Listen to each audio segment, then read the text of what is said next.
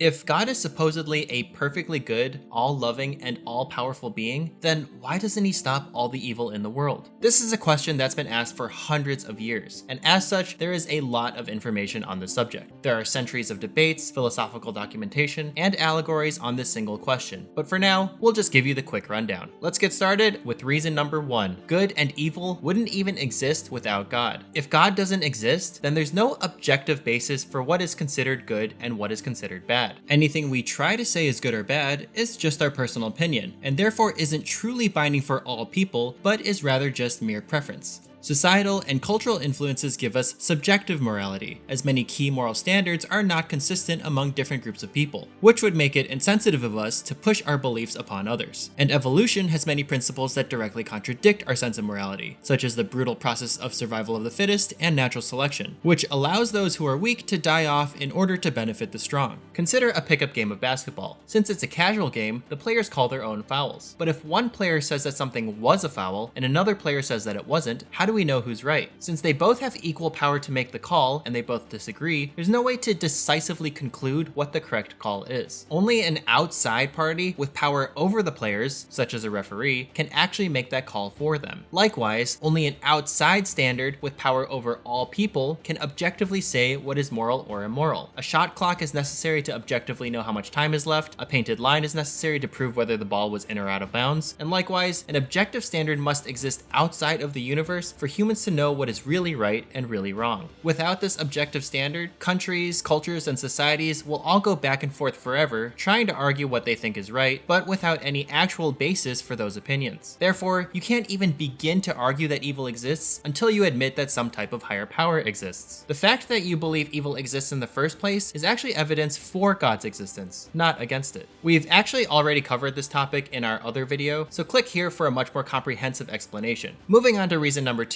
we mirror God's actions by allowing evil in our lives all the time. Imagine a parent taking their kid to the doctor. At first, the kid's having fun, sticking his tongue out and watching his knee reflex, but at the end of the visit, he's physically held down and given an excruciatingly painful shot. Not only that, but the kid even sees his parents pay the doctor for this. How do you think that kid feels? To the kid, his parents just allowed a grave evil to occur in his life. It's unspeakable that they'd allow people to hurt him on purpose, and even hold him down so that it could happen. Only years later, when a dire contagion breaks out and the kid stays safe while many others die or are hospitalized, does he understand why his parents allowed that to happen to him. In the same way, God allows quote-unquote bad things to happen to us if it results in a much greater good later down the road. And this even works in much larger and more serious situations as well. Consider that during World War II, when the Allied forces decoded Nazi Germany's secret messages, they didn't stop all the naval attacks right away. They actually let some ships get attacked and die, even though they had the power to prevent it. Why would they do that? Because although they were responsible for the death of a few, they also saved the lives of millions. Now, don't get us wrong, we're not saying that it's okay to sacrifice lives and play the role of God ourselves. But you can see how this illustrates our point. We may not always know what's going to happen decades and centuries down the road, but God does. And he always makes sure that any seemingly evil occurrence is for a purpose that is 100% good. So in the end, it'd be pretty hypocritical of us to say that God shouldn't allow evil to happen when we do the very same thing ourselves. This leads us perfectly into reason number 3, which is that the purpose of our lives is not mere happiness. If you thought that God's role in our lives was merely to make us happy, then sure, it's easy to wonder why he's not constantly giving us raises at work, making our illnesses magically disappear, and helping us find our soulmate. God does want us to be happy, but in a much deeper and more fulfilling way than how we usually think of it. Going back to our analogy, let's say that a parent wanted to make their child happy. Do you think that giving the kid everything they wanted all the time would be the best way to do it? As any responsible parent will tell you, no way. Contrary to what it may seem, giving a kid everything they want would actually make them miserable. They become spoiled, turn into monsters, and are eventually in for a rude awakening, as they're ill-equipped to handle life's challenges later down the road, which actually results in more pain and more suffering than simply teaching them the right way to live early on. God loves his children and does want us to be happy, but not in a temporary, hollow way that eventually makes us miserable. He doesn't want us to become people who wildly lash out when we don't get what what we want, or people who constantly ask for more and more things just to keep us entertained. And he's not just raising us for the 80 or so years we'll have here on Earth, he's raising us for all of eternity. So God's true aim is actually to get our souls closer to what leads to the most fulfilling and joyous life for all of eternity. And that thing just happens to be God, as he's all of the good things in this world. To that end, even obscenely awful tragedies can help accomplish that goal. Statistics show that poor and oppressed nations are often more religious than prosperous ones. And it's been well documented that more people end up turning to God after major tragedies, such as war, genocide, and the like, precisely because of our next point, which is that the problem of evil doesn't get any better without God. In fact, it gets so much worse, as without God, there's no ultimate justice for evil, there's no hope that things will get better, and no one's obligated to help anybody else. Horrible dictators can live prosperous lives, enjoying riches and fortune while they take everything from the poor, and their only punishment is to pass away peacefully on their beds. Meanwhile, good people work hard all their lives, but barely have enough for their families, as they are oppressed by those in power. And if this physical world is all that exists, then there's nothing anyone can say except that's life. It's just brutal and unfair. Without God, there's no purpose to your life, no ultimate reason for doing anything. You'll work all your life, pay taxes, and then die, at which point you'll lose everything you ever worked for. And even in the ultimate grand scheme of things, the universe is inevitably going to freeze over and lose all of its energy, ending all of humanity and all life anywhere for certain, and you'll never see anyone you love ever again. But with God, things are different.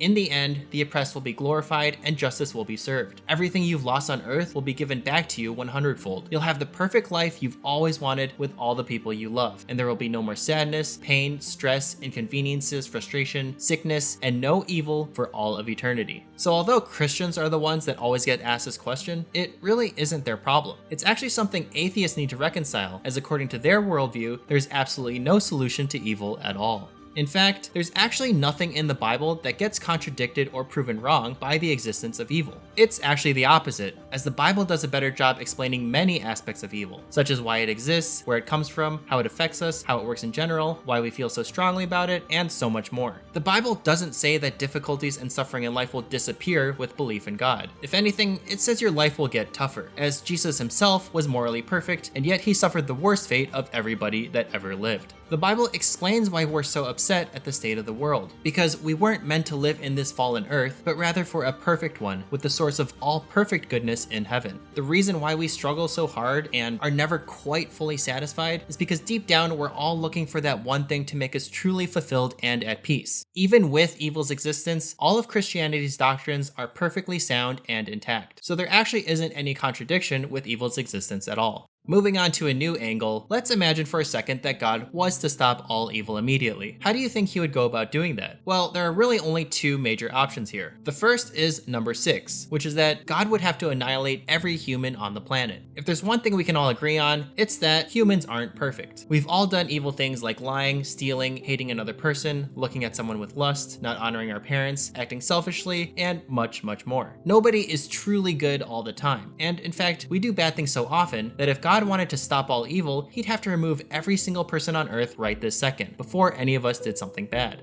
The second method of removing evil would be to make every human only capable of doing good things. Well, that sounds pretty reasonable. After all, God is all-powerful, so he should be able to do that pretty easily. The problem is that also removes many good things along with it, starting with our free will. Without free will, we'd basically be simple computer programs, set to run in a very specific, exact way, never being able to make any choices in life. We'd just be mindless robots. No need for consciousness, emotions, dreams, hopes, or aspirations. We would just follow and repeat our programming until we die. What is my purpose? You passed butter. Oh my god. And this isn't the only good thing that would disappear. Things such as love, kindness, generosity, compassion, all of these, by definition, require free will to exist. A computer program can't feel true love. You can program it to give massages, you can make it buy flowers, you can even add in an electronic voice and make it say I love you, but it still wouldn't truly be in love the way that we are. So although removing our free will would technically solve the problem of evil, it would inevitably make life not worth living. I can't taste. I can't smell. I can't even feel the temperature of this room. Death has no power over you now. You would rather die? Never feel again? Yes. Yes. I would rather die. God understands that better than anyone. Just as a boy cannot force his crush to fall in love with him, God does not force us to love each other, for that would remove the very essence of what love is. Love can only be freely given, and if we decide we don't want to be with God in heaven, then he loves us too much to force us to be there against our free will. What this is really getting at is that ultimately, God will get rid of all evil without any of those downsides, just the way we want. God will destroy evil, removing all pain, suffering, tragedy, and more. Even minor things like inconveniences, frustration, or boredom won't even exist. Heaven will just be that awesome party that never ends, surrounded by people you love. But I know what you're thinking. If God is eventually going to vanquish evil anyway, why couldn't he just make the world that way from the start? Well, there's a very good purpose for all this suffering and evil. In fact, the way that God's doing things now will result in an even better world than if no suffering ever existed. No doubt you're wondering how that's even possible, so we'll illustrate that point for you right now. There was once a man who went to bed, and in his sleep he dreamt that his entire family was brutally slaughtered. Now, before he'd gone to sleep, he definitely loved and cherished his family, but upon waking up, you best believe he had a renewed appreciation for all of them, running up to each one of them, giving them a big hug, and telling them all how much he loved them. Even though he went through such a terrible experience, it ended up turning into something good in the end, as there was now more love and gratitude than before. And of course, similar things happen in real life. Major accomplishments are so much more triumphant when they follow times of suffering, weakness, and loss. The people we're most moved by are those who come from absolute poverty and overcome all the challenges of the world. After all, a movie where the main character gets every advantage and gets everything he needs to succeed would completely lack emotional triumph when he inevitably ends up winning. In the same way, heaven simply wouldn't be the same if we never understood what life outside of heaven could be like. You don't appreciate what you have until you've seen how bad things can really get. Now, if you're wondering why we couldn't just be given the knowledge of evil without actually having to go through it, well, that's basically because they're one and the same. In order to truly understand something, we can't just hear about it or read about it in textbooks, we have to experience it ourselves. So if God gave us that knowledge, it would require us to truly feel just how evil the world can be, which is basically the same as living through it right now anyway. Good luck wrapping your head around our second to last point, because when God actually does decide to stop evil, people complain about it. There are many examples of this, but one of them is when God commanded the Israelites to wipe out the nation of Canaan. The people of Canaan were so evil and so depraved that they would routinely kill innocent babies and say it was morally good. They would heat up a bronze metal statue, put infants in the statue's hands, and let the white-hot metal scald them alive. One atheist historian even says that the Canaanites would beat their drums louder and louder so that the parents couldn't hear their child's screams. And this was only one of the many awful things they practiced. Yet, when people hear that God punished the Canaanites, they say that's unfair. God was being way too harsh. Not only that, but God's personality is actually the opposite of this harsh dictator that people make him out to be. God routinely shows extreme mercy to people even when it's completely unwarranted. He refuses to wipe out the extremely evil people of Sodom just so that the 10 good people living there wouldn't have to suffer. He sends signs and gives tons of chances to the evil city of Nineveh so that they have a fair chance of turning themselves around, and they do.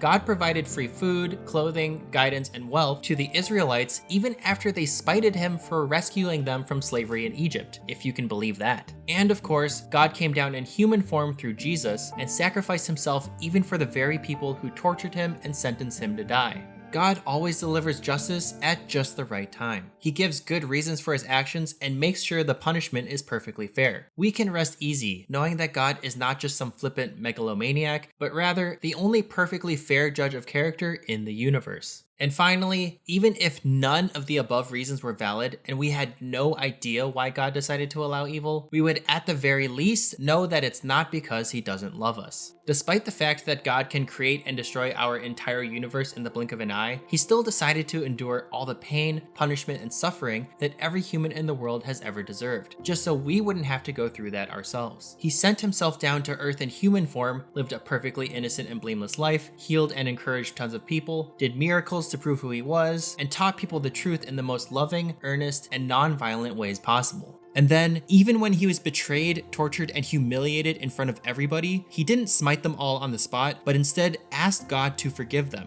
Jesus' death might sound like a bad physical punishment, but it was way worse than that. Just as a war veteran might suffer from PTSD from everything he's done and seen, Jesus suffered emotionally from every possible sin that everyone has ever done. On top of that, Jesus suffered the worst spiritual punishment anyone ever could, which was complete separation from God. That means he was separated from anything that would have given him a fulfilling life. Jesus felt the most intense amounts of emptiness, loneliness, hopelessness, weakness, and he felt the most unloved to degrees no human has ever felt. Think about how insane it would be for the God of the universe, who does not benefit at all from our existence, who has the power to punish us with the snap of his fingers, and to remove himself from that situation at any time, to willingly go through something like that just for our sake. God has reasons for all of the evil in the world. He not only orchestrates the world for our maximum benefit, but he will do what we ask and vanquish all evil in the end, giving us exactly the love and the life we've been searching for all of our lives. He provides us a free ticket away from all the evil we hate so much. All we have to do is accept it.